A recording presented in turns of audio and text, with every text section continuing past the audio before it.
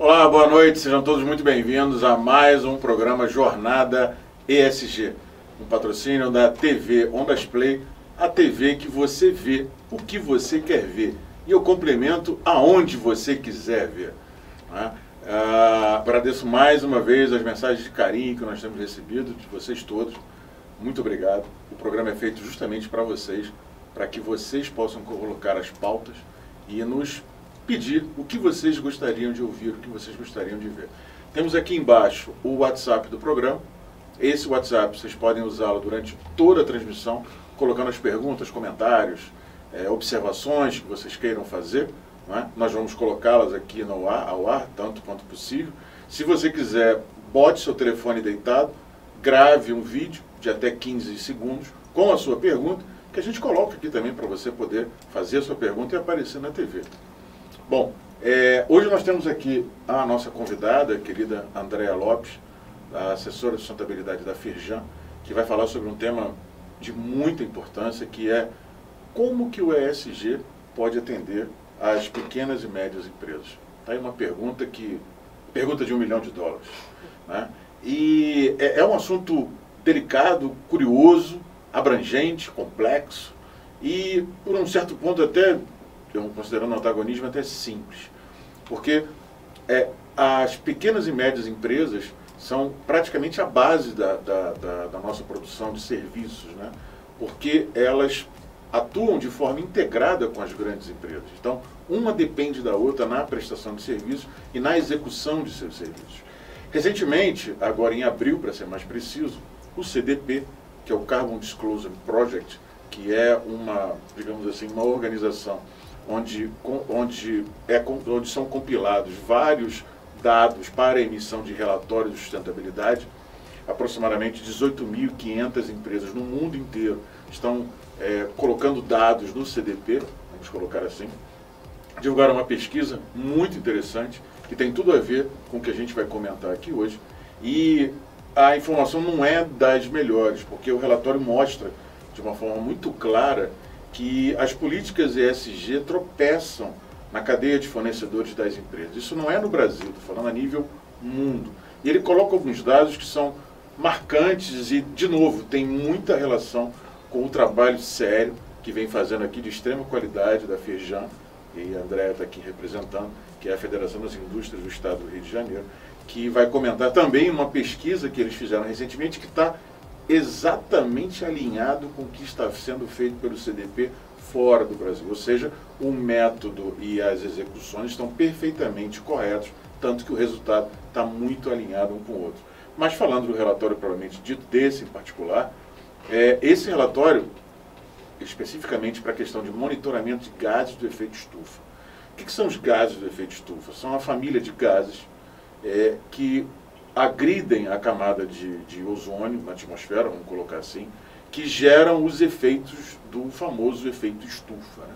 Geram danos à nossa atmosfera. É uma família de gases que a metodologia hoje de gases do efeito estufa de medição, feito pela Fundação Getúlio Vargas, que é quem coordena esse trabalho no Brasil, cria-se uma metodologia chamada quantidade de carbono equivalente. Então, todos esses gases são levados à mesma base de dados, vamos dizer assim, para aí ficar equivalente a 1 tonelada de carbono.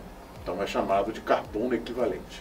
Então, quando a gente fala gases do efeito estufa que tem de carbono, na verdade é uma família de gases, né, do carbono. Correto? Correto. Muito obrigado. Indo avante quanto a isso, o que acontece? Essas emissões são classificadas de 3 formas. Emissões do tipo 1, tipo 2 e tipo 3. Tipo 1 e 2 são basicamente as emissões que, aspas, a empresa consegue controlar. São as próprias emissões dela e as emissões geradas pelo consumo de energia, produção de energia e outros mais.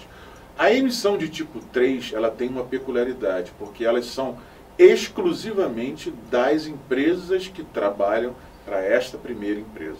Então, as emissões de tipo 3, teoricamente, a empresa não teria controle sobre essas emissões. O que acontece agora é que precisam ter controle, muitas delas já fazem esse trabalho, influenciam para que as empresas na cadeia de fornecedores, emissões do tipo 3, possam também entrar no mesmo padrão de avaliação de desempenho que as empresas, né, que estão listadas no CDP, as grandes companhias, têm. Do contrário, ficaria desbalanceado. E o que vem acontecendo? Menos de 50% dessas empresas do CDP relatam emissões de seus fornecedores. Menos de 50%. Então, tem 18.500 empresas aproximadamente, menos de 50%, aproximadamente 41% dessas 18.500 relatam emissões de seus fornecedores. 70% dessas empresas não avaliam o impacto na sua cadeia de fornecedores. 70%. É um número, uma percentagem muito alta. Dessas 18.500 empresas do CDP, mais de 7.000, ou seja, menos de 50%, engajam efetivamente fornecedores. Então, com mais de 7, a preocupação deles para fornecedores, só 7.000 têm esta preocupação. E o que acontece quanto a isso? No mundo hoje, nada é dissociado. O nosso mundo hoje não é mais um mundo linear. Ele é um mundo VUCA, né? Então, ele é hoje muito mais complexo, não tem uma sequência. Essa sequência bypassa outras e passa à frente. Então, das empresas que geram esses relatórios CDP, digamos, vamos chamá-los assim de grandes corporações, se elas não atentarem para a necessidade, não é desejo, a necessidade de trabalhar em parceria e ajudar a cadeia de fornecedores, pequenos e médios, a reportarem, a subirem em tecnologia, em inovação, num trabalho conjunto, o que vai acontecer no futuro muito próximo? Com o avanço das legislações e da tecnologia, cada vez será mais demandado dessas empresas. Ora, se as emissões de grau 3, nível 3 que eu falei, dependem do fornecedor, se eu que sou uma empresa grande, né, e não me preocupo com os meus fornecedores, o que vai acontecer no futuro muito próximo eu vou ter um problema de sustentabilidade por conta dos fornecedores que trabalham comigo. Então eu preciso não somente escolher os fornecedores, como também capacitá-los nesse processo. Então isso fica muito claro nessa pesquisa. Curiosamente, nós, com a vinda da nossa convidada, a querida Andréa Lopes, vocês vão ver que ela vai apresentar uma pesquisa feita pela Firjan recentemente, ou seja, no âmbito do Estado do Rio de Janeiro, está perfeitamente alinhado com que essa pesquisa, parece até que combinaram, mas não foi combinado, que saiu do CDP em abril desse ano, se não me falha a memória. A Andréa é especialista em sustentabilidade da Gerência de Sustentabilidade da Firjan, aqui no Rio de Janeiro. Também é assessora do Conselho Empresarial de Meio Ambiente. Ela é química ambiental, formada pela UERJ. Também tem especialização em química ambiental pela UERJ. Planejamento energético ambiental pela COP, na UFRJ. 18 anos de experiência na área ambiental, uma menina, né? Andréa, seja muito bem-vinda ao programa Jornada ESG. Obrigada, Carlos. É um prazer, né, estar aqui nessa conversa, que eu acho que vai ser uma conversa, exatamente, né, entre amigos, né, e para a gente é uma honra estar aqui. A gente lançou essa pesquisa semana passada, então tá fresquinha, né? Então acho que para a gente aqui estar aqui é um privilégio, né? Falar do resultado da pesquisa, um trabalho que a gente tem nos dedicado, né, desde 2019, 2020, e a gente tem uma trajetória aí com esse nome ESG, né, recente, mas que é uma coisa que a gente já trabalha há muitos anos, na sustentabilidade. Né? E aí vem a primeira pergunta, por que dessa pesquisa? Como é que começou essa história? Isso é muito interessante. A gente ainda estava na pandemia, quando a gente da Firjan pensou, olha, a gente começou a surgir muito essa questão do ESG, e como a gente não deixa as coisas passarem, né? A gente gosta de ser pioneiro, de ser protagonista das discussões. A gente juntou um grupo de trabalho empresarial, que são líderes, grandes empresas, líderes em ESG, para a gente entender como é que eles estavam trabalhando essa questão e como que eles viam que a gente, como Federação das Indústrias, poderia incentivar, inclusive, as outras empresas que ainda não estavam engajadas na pauta. E o que surgiu desse grupo de trabalho? né? A gente falou, olha, primeiro a gente vai ter que comunicar isso para as empresas, entender o que é importante, de fato, na ESG. Quem pode fazer ESG é todo mundo, não é? É só para as grandes. Como é que eles reagiram? Né? E isso foi excelente, porque a gente, dali saiu uma websérie, que está disponível até no site da Firjan, no canal do YouTube da Firjan, que a gente fala sobre todos os aspectos do ESG. Só um instantinho. Coloca no ar, por favor, os dados desse website, para a gente aqui do nosso programa. Pode passar para você. Isso. A gente tem uma websérie que a gente fez na época assim, para discutir assuntos por assuntos em relação a ESG. A partir dali a gente fez uma publicação que foi pioneira para a indústria brasileira, inclusive. Né? A gente foi a primeira publicação voltada para a indústria, dizendo, olha, a indústria, você que quer trabalhar ESG, nos critérios ambientais você tem que trabalhar esses critérios e essas métricas. No social também. E no de governança também. Então a gente desmembrou e trouxe de forma bem simples para as empresas que... Então eles compraram realmente a ideia. Compraram a ideia. E a gente fez a publicação, Critérios e Métricas ESG para a Indústria. Isso foi em 2021, como resultado desse trabalho todo. Naquele momento, como anexo dessa publicação, a gente teve a primeira pesquisa, que a gente fez com um público mais restrito, que eram empresas dos conselhos empresariais da Firjan, empresas já engajadas, né, em sua maioria com um nível de engajamento maior, de maturidade maior, geralmente são grandes empresas, e o resultado já foi maravilhoso naquele momento, né? E a gente pensou, olha, vamos, em 2023, esse assunto que estava lá em 2019... começando, agora está bombando, vamos ver como é que isso está refletindo, né, nas empresas aqui das indústrias aqui do Rio. E a gente resolveu ampliar esse olhar da pesquisa. Não vamos fazer só para as empresas dos conselhos empresariais da Firjan. A gente vai olhar empresas do cadastro industrial acima de 100 funcionários, e a gente conseguiu entrevistar 162 indústrias aqui do estado, que foi assim... Você não esperava essa quantidade? Isso, uma quantidade muito boa e com resultados até e o resultado muito interessantes. Dentro dessa comparação, a gente mudou um pouco o escopo da pesquisa, não dá para a gente comparar, de fato, pergunta por pergunta, mas a gente tem um sentimento muito interessante. Primeiro que a gente conseguiu ampliar bastante em quantitativo, e os resultados ficaram no mesmo patamar, patamares altos de engajamento. Então é um bom resultado. Sim. A outra coisa que a gente percebeu é que os respondentes da pesquisa a gente pergunta qual era o cargo da pessoa que estava respondendo, e a maioria é de alta liderança das empresas. Significa que a questão da governança é uma pauta importante, tão importante para as empresas, que os respondentes foram alta liderança.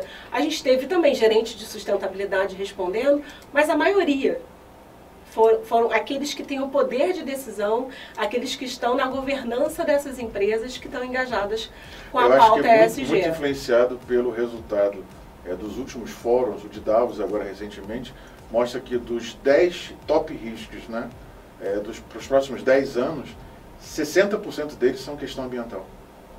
Clima e outras coisas mais. Então, isso traz para o Conselho de Administração um sinal amarelo grande, um amarelo piscante, que isso precisa entrar na pauta. E você contesta, você confirma, na verdade, que isso aconteceu.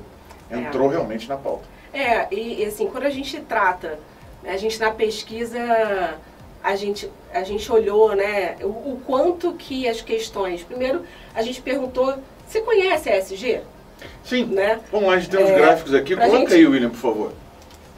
O primeiro gráfico é esse aí, justamente. Isso. Conhecimento do termo ESG. Olha que curioso. E é um percentual alto, né? Muito. Então, assim, 162 indústrias do Rio de Janeiro, né? Nesse universo a gente já tem um percentual bem representativo que pelo menos conhece. Conhece a ESG. Legal. Isso. E aí a gente, além de perguntar se ele conhece, né? Se eu conhece a ESG, eu conheço. Vamos saber se realmente ele conhece, né? A gente faz diversas outras perguntas posteriores. A primeira é se ele adota critérios ESG na sua gestão. E aí também é um percentual alto, em torno de 85%, diz, olha, eu conheço e eu adoto. Então isso já mostra um nível de engajamento da indústria do Rio com essa pauta.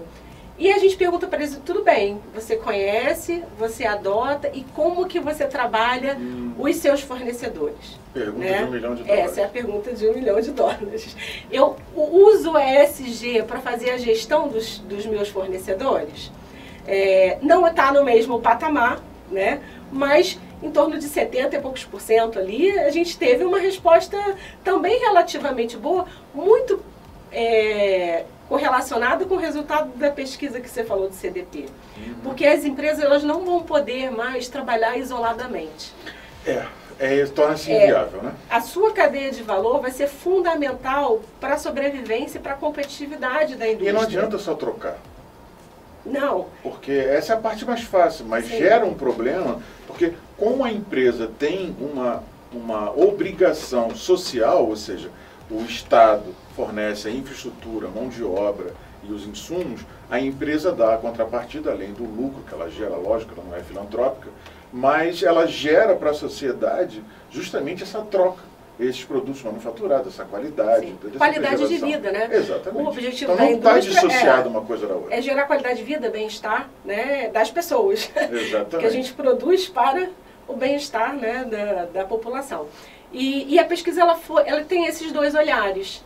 Como eu trabalho ESG para mim, dentro do meu negócio, e como eu trabalho ESG na gestão dos meus fornecedores. Ou seja, a pesquisa de vocês saiu daquele pragmatismo conceitual, que era uma coisa distante e tal, vamos para a prática. Sim, o que está acontecendo? Mostra para a gente, quantitativamente, com fatos e dados, o que vocês estão fazendo de prática quanto a isso. É isso. Né? Acho que é o próximo gráfico que a gente fala sobre a atenção da indústria e a capacitação da cadeia de fornecedores.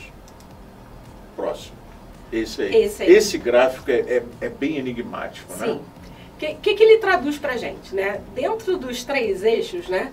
Do ambiental, do social e de governança, você vê um destaque maior para o eixo ambiental. Né? Talvez pela própria pressão de legislação, talvez a sociedade esteja mais atenta a essas questões. O S vem crescendo, mas ainda está distante quanto a isso. Você tem o E mais consolidado, né? Né? Tem o próprio licenciamento ambiental, sim. tem a gestão ambiental das empresas. Então, a questão ambiental ela é muito regulada, inclusive. Né?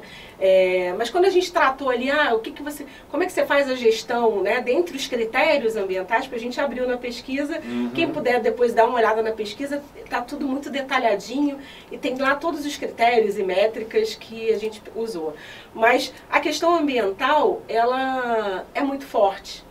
Né? Quando você pergunta, olha, quais são os principais critérios? Aí você trata a gestão de resíduos, que faz parte do dia a dia da indústria. Aí tem gestão de água, a gestão ambiental, a certificação. Né? Ou seja, já está muito maduro. Muito mais madura essa questão. É isso. A maturidade, inquestionável esse tipo de a maturidade dos critérios ambientais, ela prevalece sobre os outros 2 eixos. Isso fica claro, nós tivemos aqui o programa último que a gente teve com a Suzane. Suzane faz um trabalho do lixo zero lá em Recife, né? E na abertura do programa a gente mostrou que dos 3.000 e tantos lixões que tinham no Brasil no ano passado, 800 e tantos deles foram fechados. Então está muito alinhado com o que você está falando, ou seja, pela própria pressão de tudo isso, o Estado hoje se move exatamente nessa direção. A gente tem uns comentários ali. Temos sim, temos um comentário do Paulo Roberto. A Firjan está em Firjan, esta tem credibilidade. Parabéns pela pauta. Sou de Paracambi, Rio de Janeiro. Muito bem. Parabéns aí ao pessoal de Paracambi. Obrigado pela audiência. Obrigada. Recebemos, parabéns. Muito obrigada, só agradeço. Veja só o comentário dele. A Firjan tem credibilidade, né? Interessante isso. Num mundo tão volátil que a gente vive, uma organização, uma instituição dessa brasileira, com essa representatividade. Muito bom. Temos uma pergunta também aqui da Dalva. As empresas parecem estar mais conscientes de suas responsabilidades sustentáveis. Parabéns, mas ainda falta muito para aprender, concordam? É uma jornada. É uma jornada. É a jornada ESG. Né? Por isso que nós estamos aqui também nessa tentativa. É uma jornada. E quando a gente mostrou ali o resultado da pesquisa, você tem o eixo ambiental prevalecendo. Coloca de volta, por favor, é legal que a gente vai comentar. Esse resultado é bem interessante. O que a gente percebe? Eu te falei que não dá para a gente comparar a pesquisa de 2021 com o de agora. Certo. Mas o que a gente já percebe? Mesmo mudando tudo, você tem um sentimento que você vê pelo resultado. Sim. O eixo governança deu um pulo assim, significativo. Mostra, mais uma vez, corroborando com o perfil de quem respondeu a pesquisa, que é uma questão que está sendo levada a sério pelos CEOs, pelas grandes, altas lideranças das empresas, né? Então, a questão de governança está relacionada à transparência, à ética, à compliance. Que tem uma ligação umbilical com o social. Com o social. Não pode ser dissociado disso. Não pode ser. Então isso eu espero, né, que nas próximas medições a gente já tenha um equilíbrio um pouquinho, mas eu acho que já teve esse avanço, sabe? Sentimento de olhando os dados, eu percebo a gente já vê esse avanço. Tem essa mesma sensibilidade. Para você que está nos assistindo, quando a gente fala de governança, né, não se restringe aos conselhos de administração somente. É todo o controle interno de documentação, nível de sigilo, apetite a risco que possa existir. E a governança dita como é o apetite de risco da companhia. E isso parte lá de cima. Ou seja, se entra na agenda do CEO, do Conselho de Administração, que a questão de diversidade, por exemplo, é um issue, é uma questão que precisa ser tratada, aquilo entra na agenda dele e automaticamente, dali para baixo, entra na de todo mundo, é automático. Então, a governança tem, não é que seja mais importante, mas a governança tem um papel de bater o bumbo, de puxar a fila, que influencia nos outros dois eixos de forma assim visceral, muito, muito próxima, muito íntima quanto a isso. Então o que ela está dizendo esta conscientização vem subindo de uma forma assim até louvável e deixa a gente curioso quanto a isso. E nada acontece por acaso. Esse ano foi publicada a 6ª edição do Guia de Boas Práticas Ambientais de Governança, do Instituto Brasileiro de Governança Corporativa. E lá você vai ver que tem um novo um novo pilar que é de sustentabilidade. Ou seja, dizendo claramente que hoje não é mais dependente empresa e sociedade. A palavra é interdependente. Ou seja, um depende do outro. Não se trabalha dissociado. Quanto a isso, está totalmente relacionado com o resultado da pesquisa. Pegando o gancho que você está falando, no eixo social, a gente fez, você adota, como é que você faz a gestão do fornecedor nesse eixo e o que impede a contratação? Esse é um ponto Essa é outra pergunta de 1 milhão. Tem mais um comentário ali. Mais alguns, na verdade. Que bom. Temos a Joelma falando aqui com a gente. Não entendo muito sobre ESG, mas esse programa está me orientando bastante. Que bom, Joelma. Sempre que feliz. Eu posso, acompanho. Estou aqui em Queluz, Rio de Janeiro. Queluz, que maravilha. Muito obrigado ao pessoal de Queluz. Aqueles que não puderem assistir, entra no YouTube da TV Ondas Play, vê lá na playlist Jornada ESG. Amanhã esse programa está lá gravado. Clique, comente, divulgue para o seu pessoal, coloque na sua lista. Fique à vontade. Próximo. Fabiano, em São Gonçalo temos 1.200.000 habitantes e pouca militância nessa área de ESG. Venham para cá. Obrigado pelo convite, Fabiano. Só convidar que a gente vai, né, Carlos? Mais algum? Temos aqui, peraí, deixa eu ler aqui primeiro. Façam mais eventos voltados para essa área. E neste assunto é relevante nos dias de hoje. Eu falo de Ponta Negra, Maricá. Ele está falando aqui o seguinte, para fazerem mais eventos sobre isso. Perfeito. Vamos seguir isso. Estão aqui com a nossa representante da Gerência de Sustentabilidade da Firjan, braços abertos. Então, fique à vontade também para nos convidar. Todos os eventos que nós fomos convidados, na medida do possível, tivemos agenda, não tem a menor dúvida que nós estaremos presentes. Voltando aqui para essa pergunta de mais $1 milhão, Que a Andréa vai dar a dica. Então a gente fez essa pergunta, né? Vocês adotam, vocês trabalham na gestão de fornecedores, mas quais são os critérios que, se o fornecedor não atender, ele não atende a sua indústria? E dentre os 3 eixos... Atenção você aí, né, que presta serviço ou quer prestar serviço para grandes companhias, preste atenção. Dentre os 3 eixos, você viu que o ambiental estava sempre maior do que o social de governança, mas nesse ponto o social ganhou. É mesmo? Por quê? Está muito relacionado a... Eu não contrato empresas que não trabalham combate a trabalho escravo e trabalho infantil. Então, taxativo. Se você não me garantir... Veja, não é só falar que não faz, hein? Eu não contrato. Se você não me garantir... Quais são os mecanismos que você usa para verificar... Para garantir que você combate o uso de trabalho escravo e trabalho infantil. Então isso é um grande salto. E detalhe, quando ela fala de trabalho escravo, não necessariamente é concorrente na perna e tudo isso. Se você tiver jornada de trabalho que extrapolam 12 horas sem descanso, ou análogo, né, em condições de temperatura, sem descanso e tudo mais, pode vir a ser classificado como um trabalho análogo à escravidão. E o outro ponto que também é super importante é a saúde e segurança do trabalhador. Então são os 2 principais pontos que impedem a contratação de um fornecedor, né, dentro do eixo social. E nesse quesito, né, a gente vê o eixo social sendo bem mais valorizado nesse sentido. Exatamente. Porque tem uma questão muito forte de imagem. Exato. Né? Era a próxima pergunta que eu ia fazer. Você imagina se a sua marca está atrelada a um fornecedor que usa trabalho infantil para produzir o seu produto. Né? A sua imagem está quebrada, como a gente já viu várias vezes isso acontecer. Exatamente. Então acho que isso traduz um pouco a realidade que a gente tem visto. Por isso que é importante, como você falou, e eu destaco para você que está nos assistindo, não basta você dizer que não tem. Porque na eventualidade de uma denúncia, o que quer que seja, que pode acontecer com qualquer um, você tem evidências para mostrar e comprovar que você tomou todas as ações e que não tem, aquela informação é errada, equivocada e que você não tem. Se você só fala que não tem protocolos para isso, não tem processo, não tem evidência, fica o dito pelo não dito e você fica exposto. Vamos voltar para aquele gráfico, por favor? A gente ainda tem mais informação para tirar dali. Pronto, então ali, ó, a gente viu, tá vendo o que eu te falei?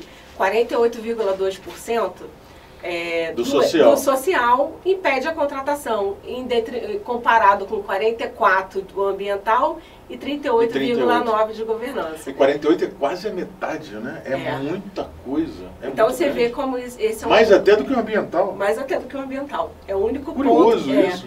E é muito por conta disso mesmo. Né? Pela exposição. Pela exposição.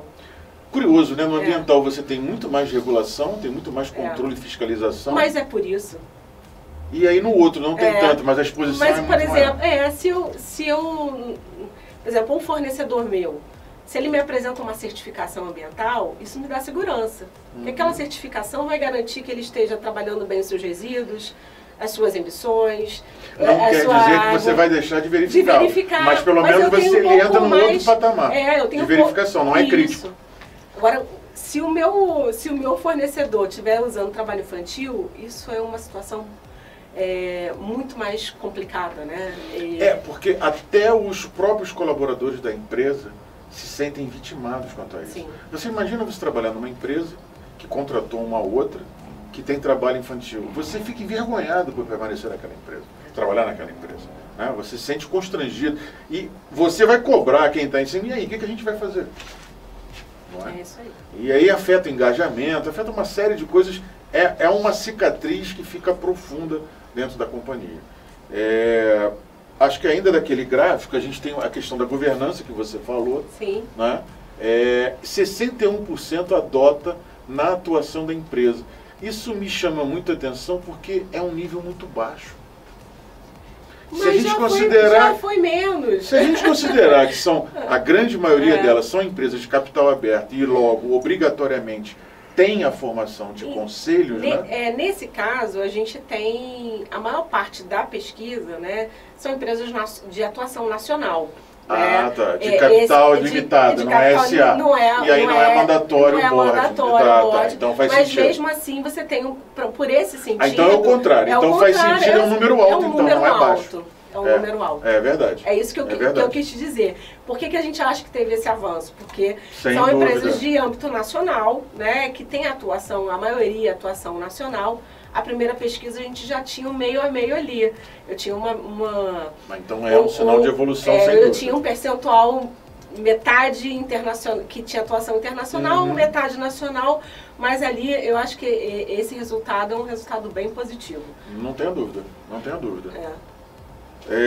A próxima, então, a gente fala sobre ainda a pressão grande na cadeia de fornecedores, o gráfico número 4. Né? A gente vê aqui o compromisso público de metas relacionadas à redução de emissões de carbono. Aí entra muito dentro do que a gente comentou agora no início. O CDP ele é uma plataforma, né, que trabalha com empresas de capital aberto. Plataforma, eu queria essa palavra e tinha esquecido, exatamente, plataforma. De capital aberto, eles já fazem ESG há muito tempo, né? Porque ali são os investidores... Sim. Olhando os índices de performance das grandes empresas, empresas de capital aberto, para saber o quanto de risco que ele vai aportar no negócio dele. Então ali é uma carteira. O CDP é uma carteira de investimento, né? Então, e ele trata muito a questão de carbono, que está totalmente correlacionado, né? As mudanças globais do clima, né? Os acordos internacionais, os protocolos de acordos internacionais como o Acordo de Paris, as metas, né, de redução de emissões, de descarbonização, de redução, de limitação da temperatura do planeta para que a gente possa ter um futuro, né, não tão quente como a gente está tendo agora, mas e aí trazendo para essa pergunta que a gente fez, por que a gente tem essa peculiaridade aqui no Rio, Carlos? A indústria do Rio, ela está muito mais avançada nessa agenda de mudanças climáticas do que de outros estados. Isso eu posso te garantir, assim, sem medo de errar. Por quê? A gente, desde 2012, as indústrias reportam ao órgão ambiental estadual, ao INEA, vinculado ao licenciamento ambiental dessas atividades, os seus inventários de emissões de gases de efeito estufa. Desde 2012. Desde 2012. Já temos mais de 10 anos de dados, né? E as empresas evoluindo os seus reportes, né? Fazendo inventários de escopo 1 e 2, como você falou, que são inventários que as empresas elas têm domínio sobre aquelas emissões. E aí entra a questão do escopo 3. Né? O que é o escopo 3? São as emissões indiretas. São aquelas que eu não tenho controle, mas dependendo do meu negócio, o escopo 3 é o meu maior emissão. Não é nem o 1 e o 2. Então eu preciso, não só posso não, eu tenho que influenciar a minha cadeia de valor para que eles possam estar engajados nisso, nesse trabalho. E aí quando a gente perguntou ali, olha, a gente já passa, por que a gente não perguntou se você faz inventário? Porque isso já é realidade. A gente pergunta assim, você já tem meta de redução? Porque o que acontece? Dentro dessa pauta ESG... A informação que eu imaginava é naquele site da Fundação Getúlio Vargas, tem ali como voluntário para você se voluntariar e poder fazer, né, a declaração dos inventários e tal. E você está trazendo para mim que isso já é anterior. Para a indústria do Rio, isso já é realidade desde 2012. Que bacana. E aí, tanto é que eu não pergunto se eles fazem inventário, eu pergunto se eles já estão engajados na redução de emissões. Por quê? Quando a gente fala de ESG, o que mais você correlaciona com ESG é o quê? Clima, descarbonização. Então, como é que essa pauta está sendo trabalhada aqui nas indústrias do Rio? E esse resultado, para mim, me surpreendeu. Eu achei, assim, 35% até muito desse universo que a gente pesquisou de que já estão engajados. Ou seja, eles não estão só dizendo que... Voltar o gráfico, por favor. Eles não estão só dizendo que eles têm compromissos que eles fazem, eles têm metas de redução de emissões. Exatamente. E quando a gente faz uma segmentação também, e aí tem a influência da multinacional. Tudo a ver com o que você falou do CDP. Que está relacionado ao CDP lá fora. Então, é o quê? As multinacionais, 63%, olha só, 63% das multinacionais já tem meta de descarbonização. Já estão anunciando aos seus stakeholders, que é o investidor do CDP, é o consumidor, é o acionista da empresa dele, de que, olha, eu tenho um compromisso. Você tem grandes empresas, aí vem a questão da governança, e que estabeleceram metas de desempenho da alta liderança vinculada à redução de emissões. Ou seja, o C-Level só ganha a bonificação no final do ano. Dele, um dos indicadores está correlacionado à redução com as de metas emissões. de redução. Só para ficar claro para vocês que estão ouvindo, quando a gente fala meta de redução, é pelo seguinte: o primeiro trabalho que a gente tem que fazer é quantificar as emissões, que é o início do inventário. O que eu faço? Eu faço um inventário, somo tudo que eu tenho de emissões da minha empresa, diretas e indiretas, as emissões de 1, 2 e 3, tem lá um valor, 100 mil toneladas de carbono equivalente. No ano que vem eu vou medir de novo e aí eu vou ver uma diferença. Vou pesquisar do que existe em inovações de tecnologia para que eu possa aplicar no meu processo, reduzindo essas emissões, que é a fórmula mágica, aumentar a produção e diminuir com a inovação, né, com a tecnologia, a quantidade de emissões. Eu só faço isso se eu estabelecer metas.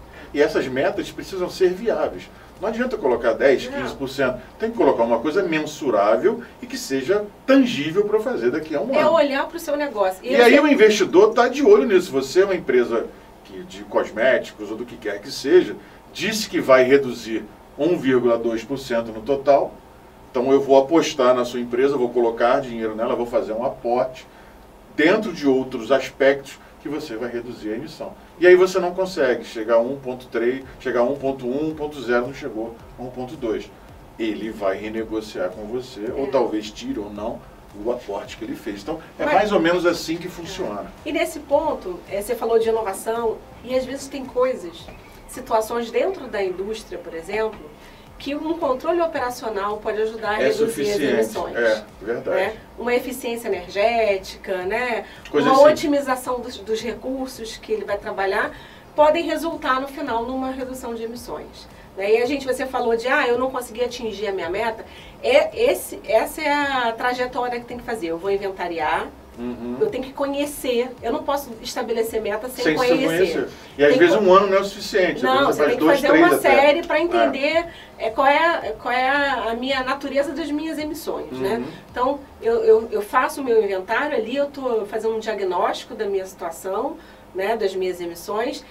A partir daquilo ali, eu posso fazer um plano de mitigação, eu vejo o que eu posso ou não reduzir, preferir primeiro as ações que são de win-win, né? Ou seja, que você ganha rápido e eu consigo de eficiência energética, por exemplo. Às vezes um fornecedor que você influencia.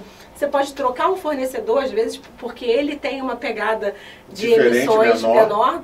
Então, olha aí a diferença que faz um contrato que você pode perder da noite para o dia. Numa questão dessa. Sim. E se você não conseguir reduzir dentro da sua meta estabelecida, ainda existe a possibilidade de você comprar crédito de carbono para compensar as emissões que você não conseguiu reduzir. Nós já tivemos a bolsa agora de carbono aberta em São Paulo no mês passado. É a primeira bolsa no mundo aberta para isso. E o nosso tempo passou rápido hoje. Estamos tinha umas perguntas. Passou muito rápido. Temos os comentários aí. Vamos lá, William. Vamos lá então. Temos aqui o comentário da Mariana, falando o seguinte, são 3 comentários aqui, até agora, para ler.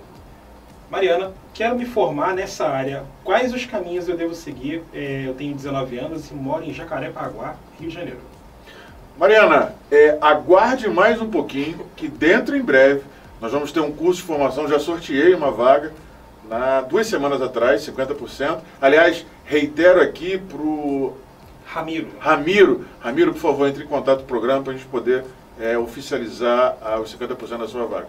Vai ser o primeiro curso de formação em ESG, ou seja, nós não vamos dar só a informação técnica, vai ter a formação de gestor ESG. Como vocês estão vendo aqui, o gestor ESG, ele não é um cara que cuida só de uma área, ele é transversal. O que nós estamos falando aqui, você vai ter que alinhar com operações, RH, financeiro, investidor, e por aí vai. É quase que praticamente é a empresa inteira, porque é o processo, é o negócio, é o produto.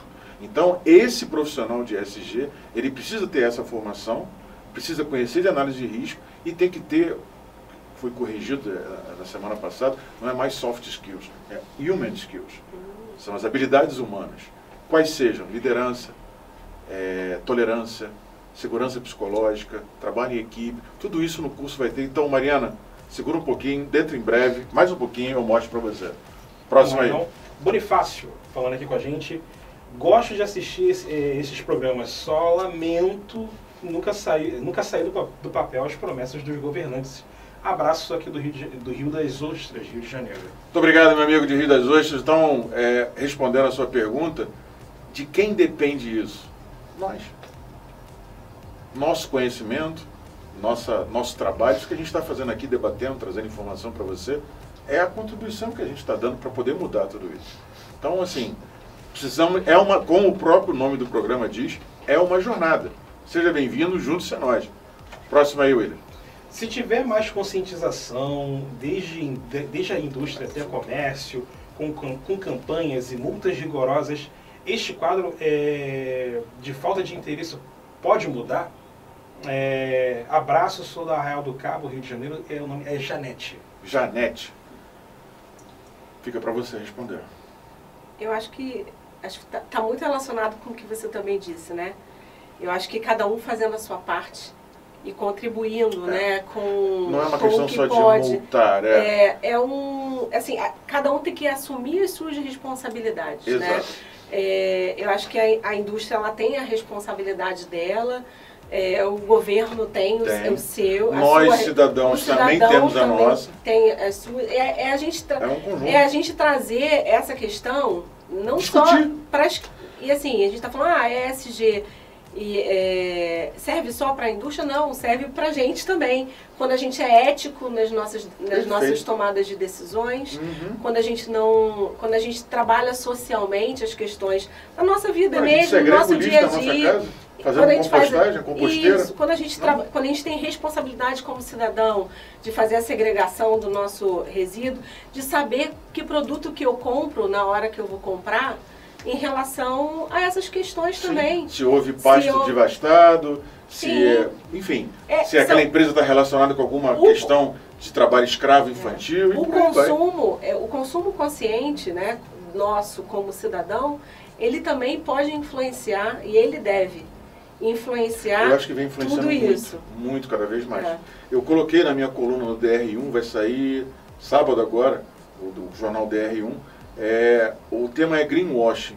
E tem uma pesquisa lá, se não me engano, da Ernst Young, se não me engano, que fala que essa geração que está aí, a geração Z, ela tem uma sensibilidade muito grande, mais do que a nossa, nessa questão ambiental. E eles estão muito atentos, e eles literalmente deixam de comprar se não tiver essa pegada. E aí o que as empresas mal intencionadas fazem? Colocam de qualquer forma para poder vender. Então a gente precisa separar isso, o joio do trigo. Vamos às nossas vagas aí, que o tempo ruge. Vamos lá. Rapidamente. 2 minutos, então, prepara a câmera do seu celular para você apontar aí para o QR Code. Se prepare. E poder mandar direto. Vamos lá, William. Primeira vaga. Vaga de coordenador de meio ambiente, o Estaleiro Jurong Aracruz, Espírito Santo. Olha aí, para engenheiro ambiental. Inglês fluente. Isso aí. Estaleiro de construção naval no município de Aracruz. Está ali o QR Code, aponte a sua câmera do seu celular e aplique direto para essa vaga. Próximo aí. Pegar aqui. E temos a nossa próxima vaga aqui. Ó. Coordenador de Segurança do Trabalho, Light, do Rio de Janeiro. Isso aí, temos a do Rio de Janeiro, a descrição aqui pede para que seja necessário você ter ensino superior em engenharia, conhecimento em legislação sobre saúde e segurança de trabalho, normas brasileiras registradas do NBR, né, sobre gerenciamento de riscos e equipamentos também, e por aí vai. Você também está vendo aí as outras especificações, tem aí o QR Code para você poder acessar. Agora no inglês, E vamos à próxima vaga e a última de hoje. Coordenador de ESG, pessoa jurídica, olha aí.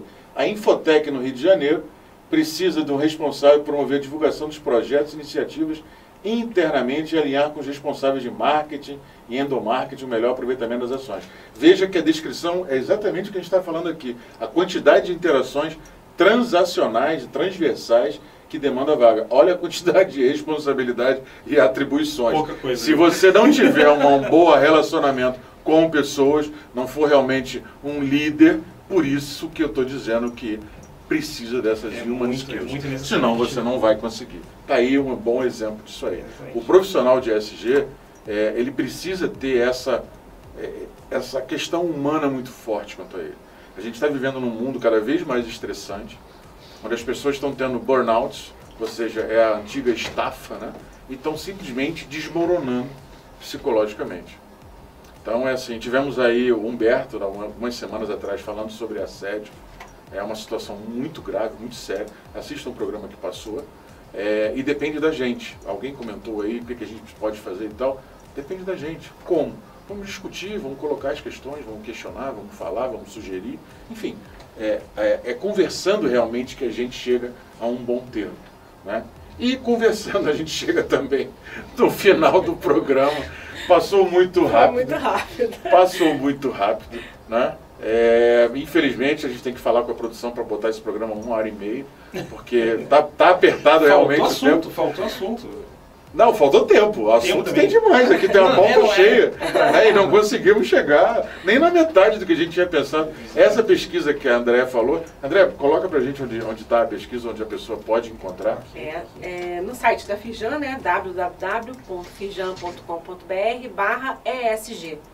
Lá vocês vão conseguir acessar o resultado de graça, da pesquisa. De graça. Né? E fique atento com as informações da Firjan. Olha aí, esse acapinha ficou muito bonito, parabéns. Muito agradável de ver. Dá só uma passada, William, por favor. Está aí o logo da Firjan, Senai, SESI, IEL e o CIRJ. Uma página realmente, um trabalho muito bem feito, parabéns. Clean, né? Bem agradável. Uma única paginazinha só para vocês verem também como é que é a quantidade de gráficos que tem É informação. verdade.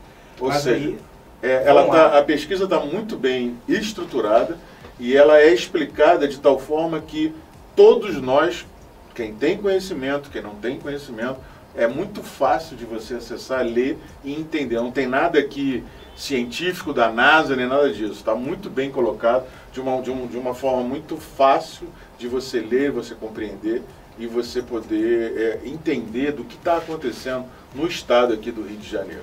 E como a Andréa colocou, que eu não sabia, quando realmente a gente não sabe, a gente tem que confessar, eu não sabia, realmente estava nesse estágio de evolução. Então, sensacional realmente. E mostra que a pesquisa aqui, de novo, que foi feita pela Firjan, está completamente alinhada com o que vem sendo feito no mundo hoje, né, que é o CDP. Então, prova mais uma vez que nós brasileiros somos sim competentes, sabemos fazer o trabalho, tem pessoas competentes para poder executar isso, dentro de uma instituição para lá de renomada, como algum dos ouvintes, dos telespectadores aqui colocou, de credibilidade altíssima, aí a qualidade e a veracidade e solidez dos dados, né, não deixam margem para qualquer questionamento. Então, assim, meu muito obrigado pela sua participação. Deixo você aí os seus comentários, agradeço demais a sua presença, foi muito agradável, agradeço a todos vocês da Firjan que participaram das tratativas que nós tivemos, que gentilmente cederam essa fera para poder vir aqui e poder explicar para a gente isso. Muito obrigado. Nada. Quero deixar um último recado, né? Por favor, todos os ouvintes para você. Eu acho que, se vocês, como se explicou, a publicação ela está muito simples. Né? Ali a gente traduz de uma forma bem simples para o pequeno poder entender, para qualquer o leigo vai conseguir entender o que é ESG e por que ele é importante para todo mundo, né? Não é só para a indústria. E aí eu acho que é o gancho que eu preciso para me despedir. ESG não é exclusivo das grandes. Boa. Né? Essa era a mensagem que a gente queria passar. A ESG, ele pode ser impulsionado pelos grandes. Mas ele pode ser, e pode ser utilizado por qualquer porte, o pequeno, o médio, o grande, o micro, e qualquer tipo de organização, não só a indústria. Por quê? Eu tenho que entender o que é o meu negócio, identificar o que é material, o que é importante para ele. Exatamente. E eu posso começar pelo que é pequeno. O que é importante para mim na área ambiental, o que é importante para mim na área social, o que é importante que eu tenha uma governança sólida para garantir a sustentabilidade do meu negócio. Isso é ESG e qualquer um pode fazer, desde que ele está ao alcance de todos. Está ao alcance de todos. E a Firjan está aqui, sempre à disposição, para ajudar vocês. E a gente tem a primeira publicação, ela é mais didática ainda, porque ela trabalha critérios e métricas de ESG para a indústria, que pode também ser utilizado para qualquer um. Olha aí a dica. Então fica aí 2 acessos para vocês aí de graça. De brinde.